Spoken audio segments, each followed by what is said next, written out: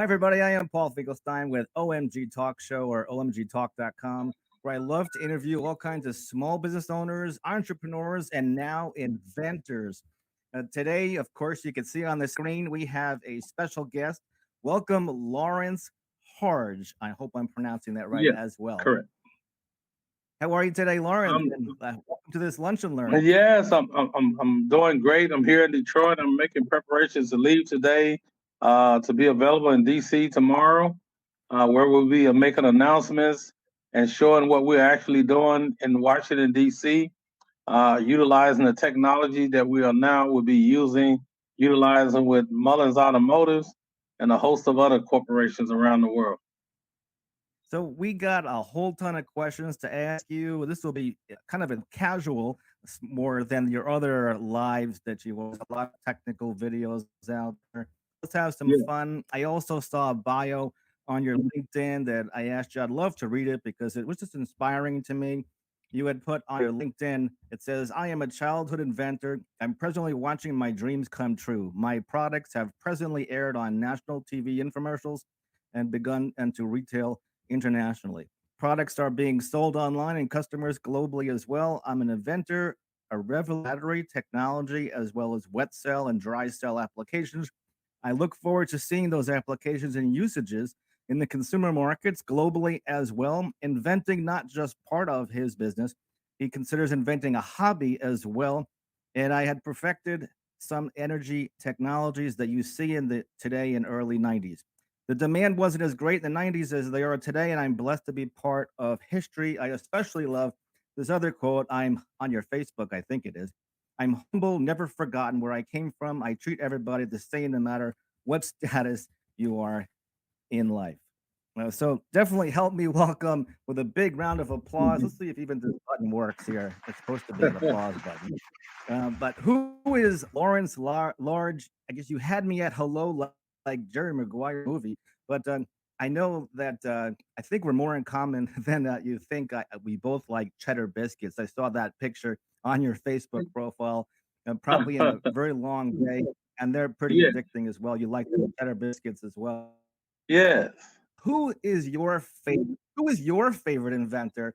Who do you admire? Who is your mentor as well? If you had to pick one inventor, I saw so many Black inventors, a long, gigantic list of Black inventors in history. But do you have if you had to pick one, who would that be? I would say George Washington Carver because he reminds me a lot of myself. George Washington Carver wasn't just an inventor. He cared about people, and everything he created, it was for the people. And he created like from non-fat milk, dry peanuts, peanut butter, lipstick.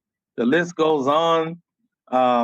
He set the stage for Ford Motor Company, whereas he created a lighter material that allows the Ford Motor Company to sell their cars at an inexpensive cost, which revolutionized Ford sales. He done so much. He done so much for upscale colleges, low-scale colleges. He was a man that loved people. He loved life, and that's me. And no matter how people came at it, whether it was good or bad, he always smiled, and that's me. You never know I'm having a bad day unless I tell you I'm having a bad day. And that reminds me, and I have big dreams, even with regards to what's taking place now, all of the money. Money don't excite me.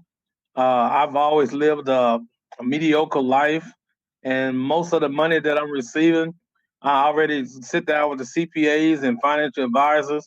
I want to take that money and give an opportunity for the low income who could live in great homes. And if you could afford rent, you would have an opportunity to purchase a home. And that's why I like to see my money go into humanitarian work and help those who unfortunately will not be able to buy a home in life.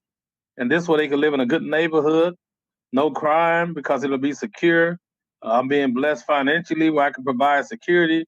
And kids should grow up in an environment like that because I lived in South Central LA for years. I hadn't always lived the life that I live now. It was a struggle. And I've seen it and I experienced it firsthand. So my dream and goals is what we are now.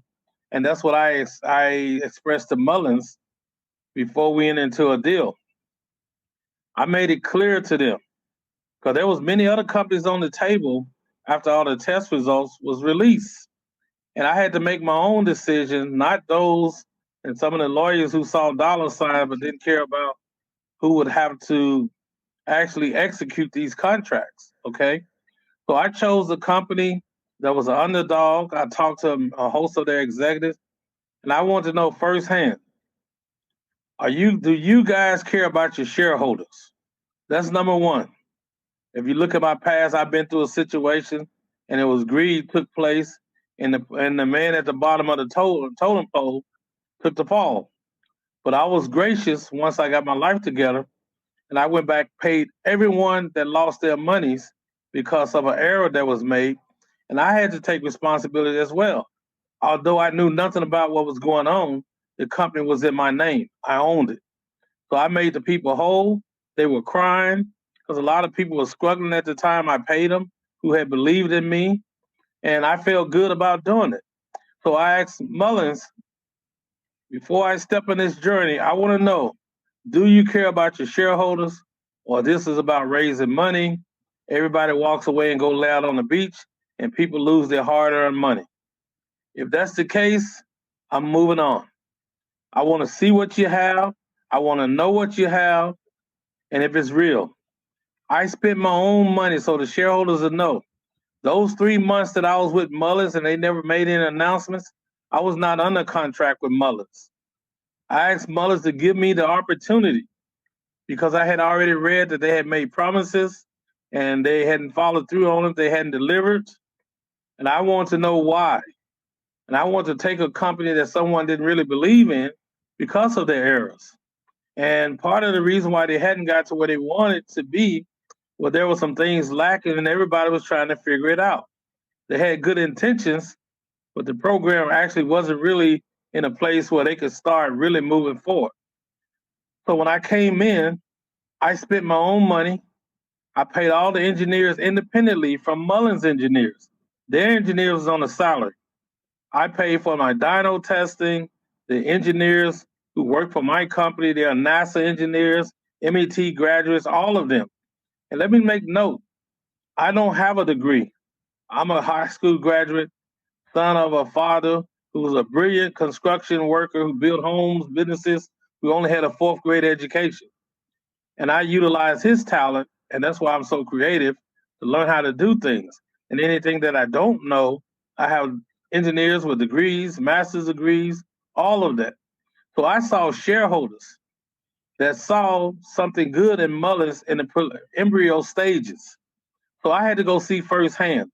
I'm a realist, and I can read through BS a mile away. I lived in New York, LA, Detroit, Chicago. I worked at all the places, and I know how things are.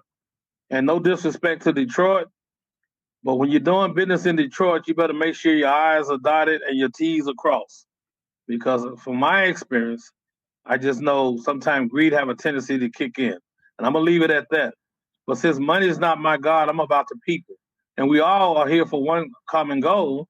That's the profit from something that is real. Because if you tell one lie, you got to tell 2, 3, 4, 5, 6, 7. And I'm not the person to be telling lies because I can't even remember where I put my keys from time to time. So I certainly don't have time to remember what I said yesterday and today. So if you tell the truth, you don't have to validate and think about it. You can answer honestly and quickly and not give it a thought. I hope I'm not talking too much. You intervene, ask any questions you like. Thank you. I'm an open book. Yes, yes, yes. So let me continue what I said. I will continue. Yeah. To continue what I was saying with Mullins. You posted on your. You hear me? Yeah, I can hear you now. Go ahead. You could hear me, okay, right? Yes. Okay, great. Let's go on to one of the first questions I have is, could you elaborate on the Saudi connection? Anything you could elaborate there? Yes, I can. Okay. I was already in discussion with the Saudis before I came to Mullins. This didn't happen overnight. We've been going back and forth with the Saudis about 7 to 8 months. The Saudis have invested a lot of money, a group of them, in addition to monies that's been invested in one of our American companies, who you guys probably know, Lucid Motors. They invested in that. However, the performance is not meeting the standards of what we have in the USA. So representatives who was involved with that Lucid Motors came to our representatives, and they flew back and forth to Saudi Arabia, and they came to me, and we made a deal. But what they did was they sent a representative to they sent a representative to Mullins to see what I was doing with Mullins. Like me, they have to see. They don't want to hear nothing about what you say. We want to see the proof. And I had already, we chose an independent dyno company, not no company I knew or somebody, to test the results of my technology, the preliminary stages of Mullins vehicles, what they ran, and then we tested the vehicles with my technology. After 5 hours, Mullins vans went dead, no energy. With my technology on it, after 5 hours, the vans were still running with 46% left of energy. That tells the story right there, the apples and oranges. So at this point, Mullins had a van that's already been allocated. There's already deals been made regarding Amazon and a host of others, and they did not meet the deadlines. And I'm glad they didn't meet the deadlines. I know some of the shareholders may be disappointed that they made some promises, but some people, they don't understand when you have something that you're putting out in the marketplace. You may have good intentions, but at the end of the day, when it's time for you to deliver on the date that you've given, you have two choices. To either say, well, we have some cosmetic issues that we need to correct before we release it to the customer who purchased it. Or we could say, put it out there and worry about it later, like some companies do, to make sure they appease their shareholders. When I come into the picture, I felt we wasn't ready. I felt there was more quality control issues need to be taken care of. Nothing major, but you only get one chance to be the best. So I don't believe in taking risks unless I know I'm going to be the best at what I do. And so I'm going to say to the shareholders, don't hold it against Mullins. They have everything that they need. They have plants in various locations, humongous plants to mass produce. But now they are at that stage of being ready. I give it, even though I know we'll be ready within a week, I always give more time, a couple of weeks, before I will consider us ready to start dropping vehicles off that's been committed to those customers. Although Mullins have more time, but I'm just saying they'll be ready. It's up to Mullins what day they want to deliver, okay? Hey, Lawrence, I know you retrofitted many types of toys and equipment, but what are you retrofitting today? That buzzword, retrofitting. Could you explain what you're retrofitting today in the next generation of toys and equipment? Well, let me just give you an idea. I'll be quick, okay? Because a lot of things you don't hear and we haven't announced. I've met with the Department of Energy and a host of other companies, and one of the problems that they was having was drones. Normally, they're drones that they go up and patrol the ports with all day long. They send them up, patrol drugs, any illegal activity, child trafficking or whatever coming out of these ports around the country. They normally send drones up every 46, 48 minutes. And then they had to bring it back and send another drone up. They're just reversing it. So they wanted me to go out of the country. The government has some secret places where they work on drones, but they protect their intellectual property. I'm one of those guys like to be at home sometimes, so I would not accept that challenge. Then they wanted me to go to Hawaii to a private facility to work on their drones. And I decided I would take my own drone like I normally do, so the government will own the rights. You give me the specs of what all you want this drone to do. Most of the drones already have an application. If the wind blows it out of the range, that the drone would come back to the location where you begun to release it. They have the camera system and all of that. But the problem is the distance and the time and the range. So I went and purchased a $4,000 drone. I retrofitted it, and I increased the time from 48 minutes maximum to 7 hours and 42 minutes in the air. I presented that to the government, and right now we're in discussions. Wow. So let's go on to another topic.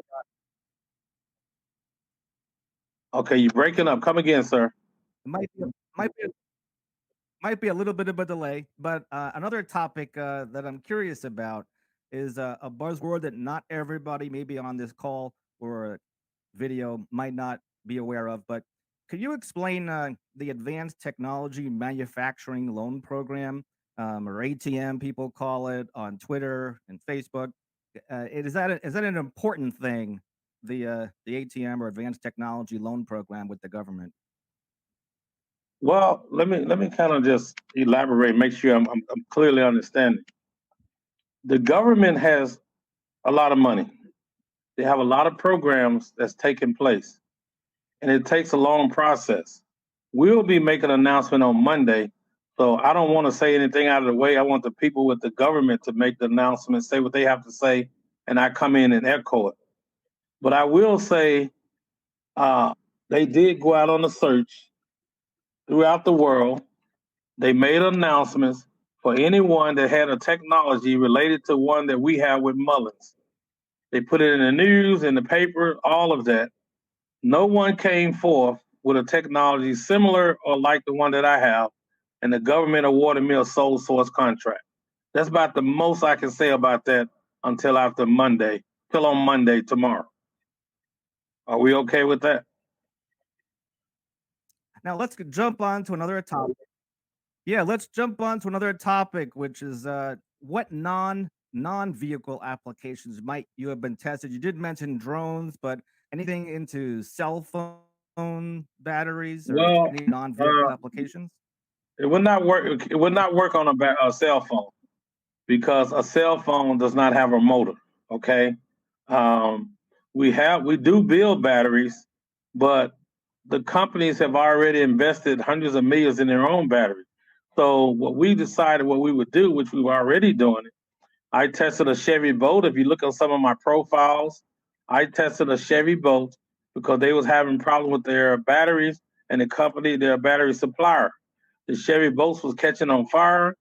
They were prohibited to be parked in a parking garage because they were afraid that the car may catch on fire during the day. And as we all may or may not know, it is very difficult to put out an electric car battery fire. We had it independently tested, one of the largest testing labs in the world. And the report speaks for itself, not something that we can edit or put in. Never once did the vehicle overheat. Never once did they have to shut it down because it overheated. In addition to that, let me just say this to you. We didn't just go just on those tests. We did real world tests at all at the testing grounds. It was taken to GM. Their engineers driven it. They were impressed. We've driven this car all over the country, United States, to get real world testing, monitoring, logged in. We went from Detroit, Michigan. We let it sit in the cold weather for months. We've taken it up to Colorado, New York. They've taken it over into Canada. They've taken the car to different Colorado, California, Arizona, hot temperatures, all of that, okay? And the car passed the muster, okay? Then what after that, after our test shows consistency, then we ended up getting a government contract. We went to other companies, they tested before they given us a contract. And I will say this, the government has bought a fleet of the same cars that we perfected to use of their parking officers all over the DC area. And this is great because we start here soon, but I don't want to take over the Zelle away from tomorrow. But this is not something that's happening tomorrow. Our first day of work is tomorrow in Washington, D.C. The moment the cars come off the line, They are already assigned to DC employees. We brought jobs to the local people in DC, as well as people from other states who all have already flown into DC as we speak. They're at their hotels and waiting for the sun to rise so we can hit the ground running and let you hear from the horse's mouth along with us regarding what we're doing, what blessings we bring to DC, as well as the surrounding areas, the Baltimore, Maryland area, Virginia, the list goes on. All the other local municipalities and all, they want to deal with the same pilot program that we have provided. We now, as of now, we got the state of Georgia want us to do the same thing, California, and a host of others. So this is beneficial to Mullins because Mullins is going to provide the staff to make sure we meet the demands. Although this contract is on a minority program and a minority company owned, which is myself, that doesn't prohibit Mullins from working side by side with me as long as I remain the minority owner. And Mullins is going to generate extremely high profit just from being a part of this. In addition to Saudi Arabia, Mullins will do the same thing. The money comes to my LLC because it was already there. Contracts that Mullen had prior to me, I would not be entitled to any revenues from that. It's only from the time that the contract started. However, if Mullins used my application on their existing contracts that they have, they would have to pay me a licensing revenue fee for using the application for pre-existing contract. Everything else we move forward is a 5149. And I'm okay with that because sometimes inventors have to realize, like with me, I asked for a glass of water and they opened up the dam on me. So I needed people that could hit the ground running. So this is a great opportunity for the shareholders for Mullins because it's not one of those situations where, we're waiting on this and waiting on that. This is already signed.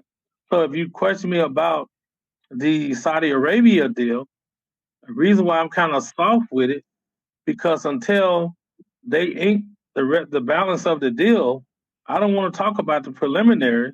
So all I can speak of is a $10 billion deal. It's much larger than that, but I don't want to appear that I'm exaggerating or something like that. But they have a host of companies overseas, and they all bring in a large amount of capital. In order to execute those contracts, you have to have employees and a staff to execute it. Okay, so you have to have that. I'm sorry, as people walk in on y'all in the video. Okay, so you have to have the staff. So I was wise enough to know, okay, Mullins have some great engineers. They're experiencing this, and what I'm doing, we don't have to train them.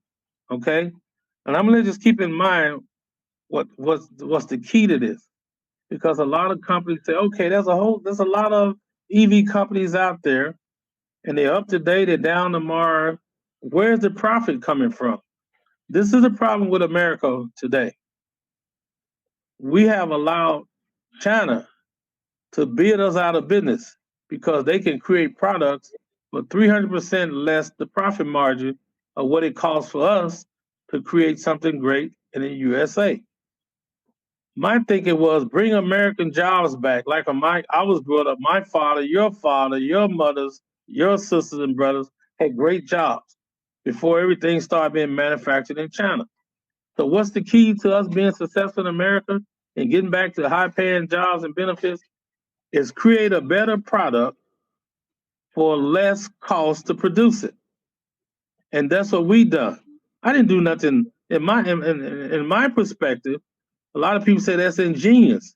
I don't think it was ingenious what I created. I just thought of something that nobody else thought of.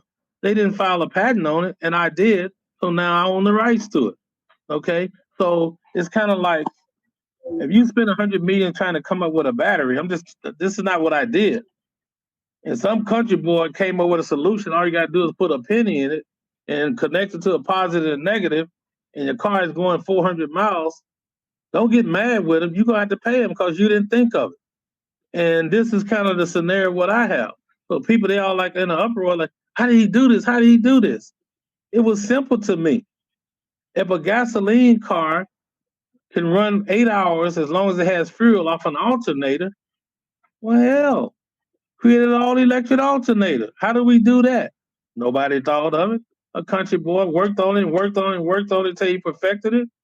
And now he needs to stamp of approval, independent testing. And that's what I done. Some people thought when I said black box, they thought it was an airplane black box. When a plane crashed, you can locate the plane. No, I called it black box. They asked me to change it so people wouldn't get the wrong assumption. But the black box is where I held the technology under disguise to work in conjunctive with a software. And that's why we get what we get. And it does require an ingenious installation. A high school dropout could install this. Plug and play, that's how simple we made it. We met with international US manufacturers who are shipping our products all over the world. We already got a letter of commitment. Everything is ready. They can meet mass production. If they want 10 million of these boxes, they can produce it. If they want 100 million, they can produce it. They're already experiencing it right now, shipping products out that's unrelated to Hardge. So this is nothing new to them. And the good thing about it is because the components that I use, you can walk in a Home Depot or a Lowe's and buy them to make the cars do what I do. So all they're saying is, hey, this is a blessing opportunity, not only for the manufacturers, the consumers, the buyers, the investors. So if I create something that everybody wants, that's why Mullen said, everybody is privileged to this. You have an electric car, we can install this. This is an aftermarket product. It will not affect your insurance. It will not affect the warranty of your car because we're not changing the existing components of your vehicle. So you don't have to worry about the risk of your warranty. It's like putting STP in your gas tank to extend the gas mileage or to treat the gas that may have had water in it. So this is what I created. Although I created some other ingenious products, but the battery I've been working on for 40 years. I didn't just wake up one morning and say, bam, I discovered this. Hey, guys, I don't have more failure than success in this technology, okay? I done blew out some windows in the lab. I done burned some walls down. I done burned my fingers, a host of other things. But at the end of the day, I perfected it. It's no different from Thomas Edison or George Washington Carver, Einstein. They tell you today what all he invented, but how many failures did he have before he perfected what he is now we all know worldwide?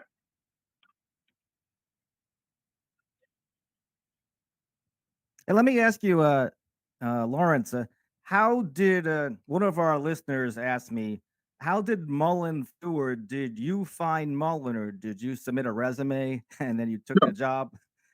No, I didn't find Mullins. One of Mullen's shareholders found me. Okay, that's how I was introduced to Mullins. I knew nothing about a Mullins. I had never heard anything about him in the media or anything. So the Mullins investor lived in Atlanta and contacted one of our executives who lived in Temecula, California, and he contacted me and gave me some history on the company, the good and the bad. And the shareholder felt if we brought this guy in, it would be beneficial for everybody. They vetted me. They had already vetted me before they called me. And then after we met with the shareholders, they wanted to see the documented certified tests, just like the government. They had the testing companies to sign an affidavit that they did in fact test these products and that they were in fact true statements, true tests. Okay. So of course, no major corporation is gonna put their name on the line and say that their tests are authentic, and they're not authentic. So that was fine. Okay. So we went through those stages, and I told them, I said, listen, I'm talking to a lot of companies. We're going back and forth. They're trying to figure out how they're going to explain to their investors that they don't spend all this money trying to get where we are. And we had to come back and tell them, in a sense, that their money was invested for naught because there's a better way to get the results. So at the end of the day, then some say, okay, well, the guy had a conviction 30 years ago. And if we make an announcement about him, it may be a backlash. So they didn't know how to approach. And so Mullen was like, okay, he done cleared his name. We done vetted him. Who gives a squat? This guy's gonna make us a lot of money. As long as he didn't rape or didn't kill nobody and he done corrected it, it's the technology we want, not him. Because once the technology is given over to him, he can go fishing. And if we have a problem with something, we'll call him. The shareholders want to know that they're going to get a return on their money, a great investment.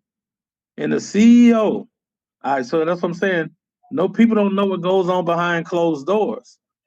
Some of the people with Mullen was against me coming aboard. And there was those who was all for it. And the CEO, David, made the executive decision. He said he had a gut feeling that if this guy is everything that he say he is, this is what Mullen needs. So I told them, I said, listen, you don't have to give me one dime. I'll spend my money. I'll work on any vehicle that you have. And once I prove that it works, I want to be compensated. And I prove that it works. I work with their engineers. We worked for like 3.5 months. That's why you didn't hear nothing about it until it was consummated and I proved that I was who I was. So now at this point, Mullins and a host of other companies now that wants to come back, they don't care what's said about Lawrence Hardge in social media. They're concerned about, hey, we're going to win on this. So you got to understand, Mullen's going to be fine regardless because every automotive company in the world, they're going to need this application. It's going to save them a lot of money. Not only that, they're going to cut their costs in batteries and weight. Whereas they were spending $7,000 for a battery pack, now they'll spend $3,000 for a battery pack because the large number of volume of batteries is no longer needed. So they're winning. On top of that, the profit margin is humongous. So the Saudis see this. They're not trying to come in and take over America. They just signed a deal. Give us our international rights, okay? And if we bring a manufacturer in which they'd like to bring to Michigan, it'll only be there in Michigan to ship out parts back over into the international countries. So whatever Mullins do, they're not interfering with Mullins' business in the USA. So Mullins don't have to go to China and wait 18 weeks if they don't get caught up in customs to supply parts like you're running a problem where China held us hostage because we didn't have any chips. This solves that problem because it's a software, hardcore technology. So these are things that haven't been discussed about the product, okay? So we're not showing everybody the secret sauce. So what's going on right now, before we go in mass manufacturing, the engineers and the manufacturers are trying to come up with a solution so that anybody try to steal the technology while it's on the car, it automatically shuts down. Because we already know there's people out there that's going to look to steal it, okay? But we're going to fix that. So if they try anything or tamper with it, it shuts down. So the only way you're going to get the code is like a Tesla. Tesla has their own software code. You cannot unlock a Tesla hardware software. However, on all the other American vehicles, you can. It's like the Chevy Bolt. They were so concerned with the fire, they don't want you charging the cars over 80%. The system we have, it allows you to charge the car to 100%, and it extends the mileage.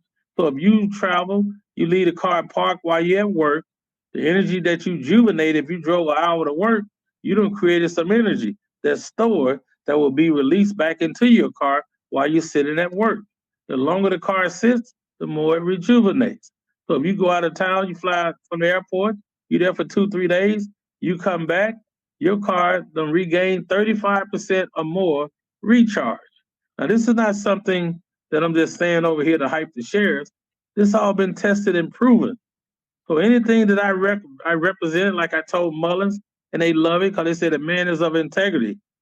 When I come to Mullins, I said, look, whatever I represent in this meeting is documented. I don't represent nothing that I can't provide proof of what took place. I'll give you a prime example. We tested a golf cart. I don't play golf, don't know how to play golf. I couldn't tell you nothing about it. Ford Motor Company had me to go and take this technology and put it on a golf cart. They said reason why they wanted a golf cart, because a golf cart is 100% DC battery energy. There's no kinetic energy, generative assistance, regen process on a golf cart. We want to see how this works on a golf cart. Okay, the average golf cart, it'll run about 4 hours, but nobody's driving a golf cart nonstop 4 hours, okay? And that's at a low speed. So when they had me to retrofit the golf cart, we sent it to the testing lab that Ford had me to go to. And they didn't tell me that they was going to test this golf cart, foot to the floor, lights on, radio on, everything. They put the foot to the floor and it's in the testing report. And they were blown away. They had to test it several other times. It ran 26.6 hours at full throttle, the golf cart that I retrofitted. And after I'd done that, everybody was excited. Then they sent a 6-passenger Polaris. Same thing, results were just as remarkable. Then I went out and got a Porsche and I did all these other things. And then I don't want to, I'll let the company tell you rather than me saying it, because I don't know, they might want to be a part of the movie or whatever.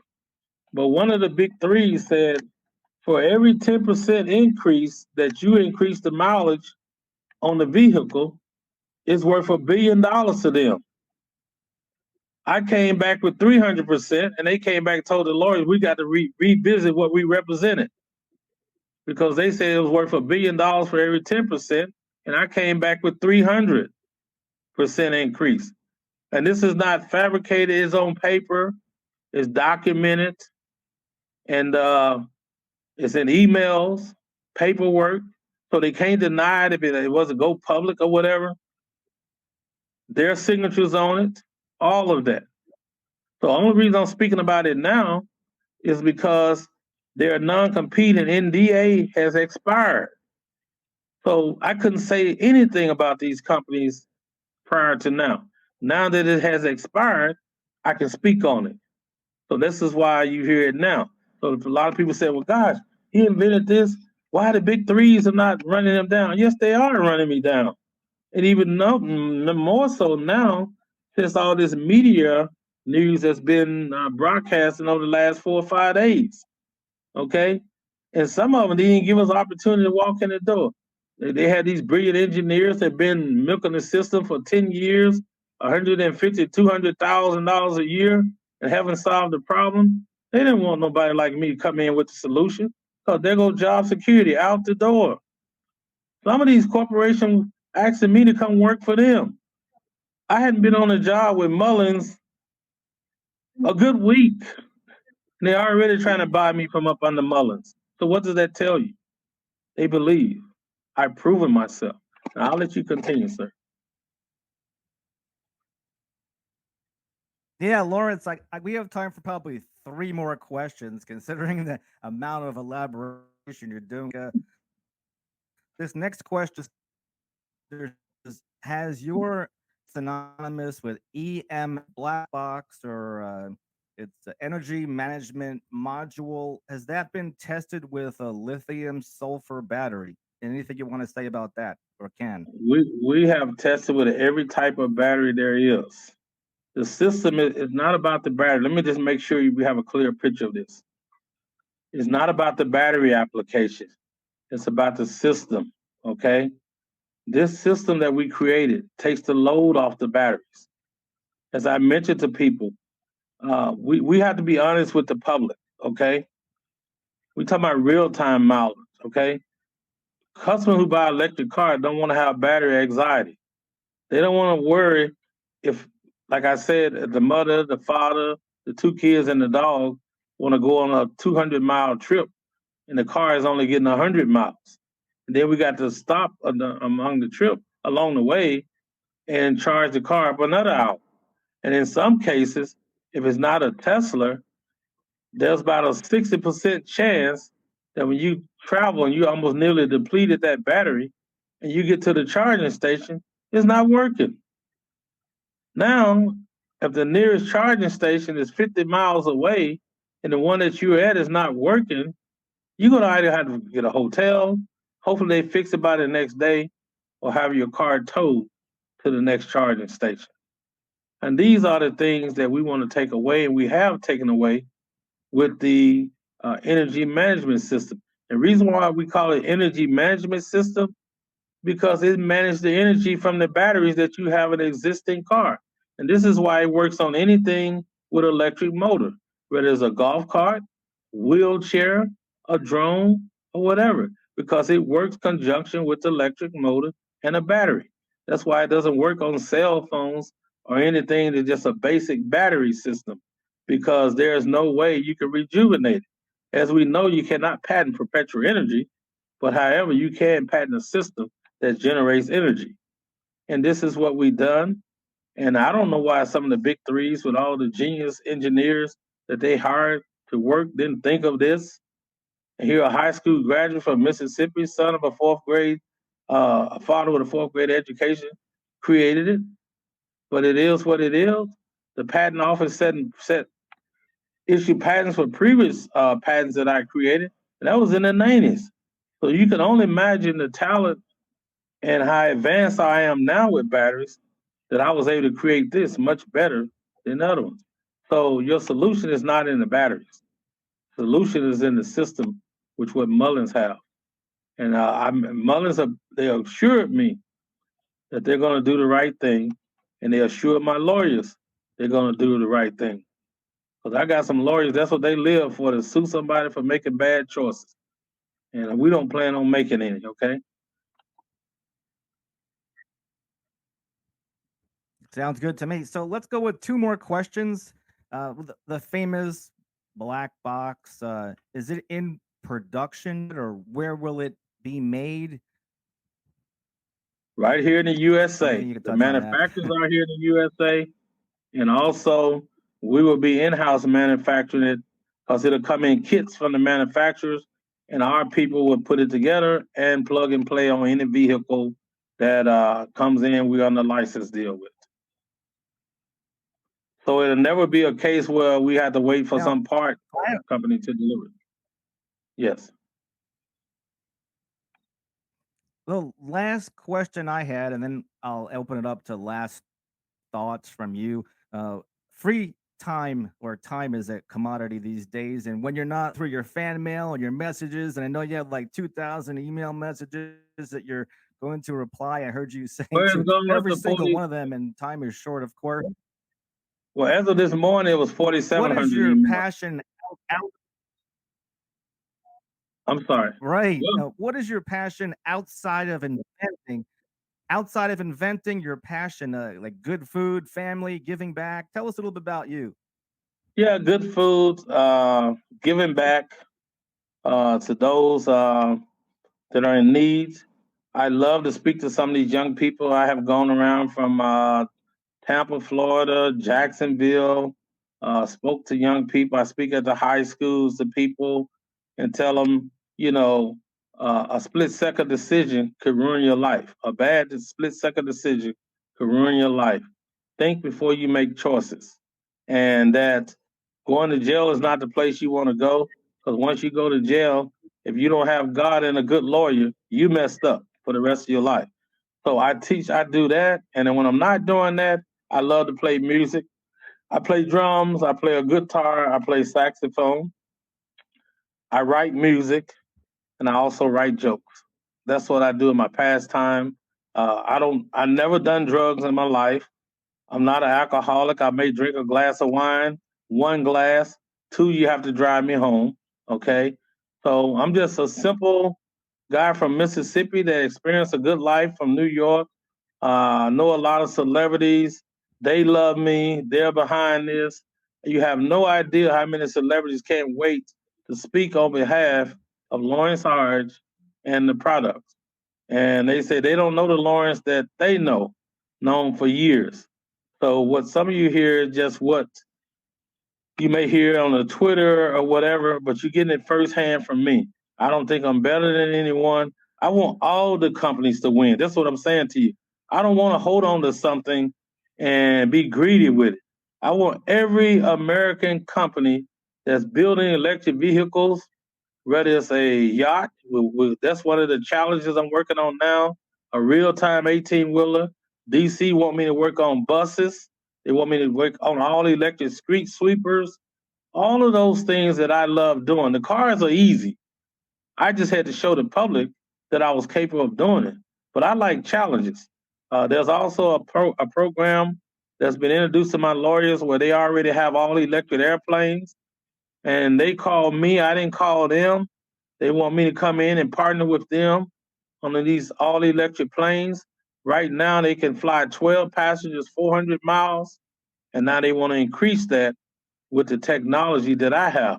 And being that it's an airplane, believe it or not, the airplane would perform much better than a car because you would have the wind turbine energy when the plane is flying. So there's double alternative energy from the wind propel. So that airplane, they'll be flying before it's over with their money and talent, along with me. They'll be flying electric planes from one end of the country to the other, just like they laughed at the Wright brothers when they started out with the plane. And now you can fly an airplane with jet fuel from one end of the country. And our kids, your grandkids, is going to come back and say, just like you, I remember my grandpa interviewed him, and now he said spoke about the electric planes, and it come to fruition. So they just mark this down in the history books. This is the way God planned it. We couldn't change it if we wanted to, sir. God has a season for all things. That's the book of Matthew. There's a time to cry. There's a time to play. There's a time to do a lot of things. And this is the time now. This is the season. It's time for America to reap all the harvest of all what we've done. It's not about politics. It's about the American people living the American dream, where you are parking a car in a parking lot, McDonald's, whatever you do. We all are part of the American dream, all of us. And thank you for giving me this opportunity to speak and give the real side of the story. So I want to make sure that people know that we don't need to raise billions of dollars now. That's premature. Investors don't need to pump billions of dollars. They may not like me for saying this, but we've already surpassed that stage. Now it's low hanging fruits. Let the investors see we're making money like they're going to see come Monday. They're going to hear the real deal. Like my friend Evander Holyfield, close friend of mine, it's the real deal Holyfield come Monday. Okay? Thank you so much, sir. If you don't have another question, you enjoy your weekend. And I'm looking forward to Monday and my birthday. It must be real. I'm going to work on my birthday. But go ahead, sir. Yes. God bless Lawrence. God bless America. God bless in America.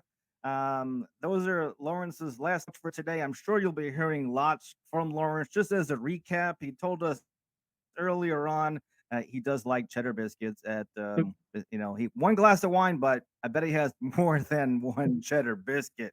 Those things are great over at Lobster. I saw that on your Facebook profile. He told us what his favorite mentor or inventor is he's an inventor. He told us about his a little bit of elaboration about the action. He told us about his love for retrofitting toys and equipment and what he's doing today. He told us a little bit about advanced tech manufacturing loan program, or a little bit of elaboration touched upon. He told us about the vehicle application besides non-vehicle, about drones, I believe. He told us how Mullen found him, or how he found Mullen. It was not through a resume on Indeed or LinkedIn. He talked a little bit about batteries and the difference between that and his EMM system. And I think that's about it. And I really thank you for joining here. I do want to thank, before I play my little outro, that trcvoiceovers.com. Tony, a shout out to you for supplying my intro and outro. And the outro, it's hard to meet people online these days, or we're meeting for the first time this way, but maybe through a text. And that's how I met my wife, actually, online, like in 1998, on April 18, 1998, at 10 o'clock at a diner, because of an instant message or thin thread. So people are meeting online. It's great to people who are expanding business and meeting each other. This is the outro. This is a love story about a guy looking for love online. And when he does, he finds someone and asks her out to dinner. She just wants a cup of coffee. Find out how the story ends. Spoiler alert, they're still together. Listen to the OMG Talk Show with Paul Finkelstein on YouTube to hear the rest of the story. Well, it's not on YouTube, but I put down below. omgtalk.com is a book I wrote on how to stand out online on page. It says if anybody's out looking to expand their business and they want to know how to get comfortable with that, it's a little passion. I guess it's called the invention of how to break the barriers and do appreciate your time, Lawrence, as well. Thank you for being here. I know that as a couple of here, I'll put on the screen here. This is one of my followers on one of the social media. I guess it says incognito. Thank you, Lawrence. There's a bunch of those in the chats between YouTube and Facebook. I guess I'll go look through those and I'll reshare it on my group as well. I hope you have a fantastic Sunday. And I hope you have a fantastic birthday tomorrow. Everybody, if everybody was online here now, we'd all sing happy birthday, Lawrence. So happy birthday, Lawrence. Have a fantastic Monday. It's going to be a great week. And that's all I have to say to that.